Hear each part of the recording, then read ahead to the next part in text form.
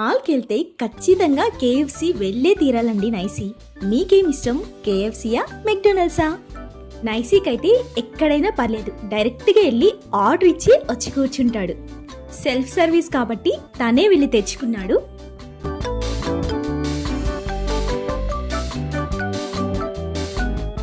ఇంతకీ మీరు నార్మల్గా తింటారా, కచప్ వేసుకొని తింటారా? నైసీ మాత్రం కచప్తో డిజైన్ వేసి మరీ తింటాడండి. మీరు అంతేనా?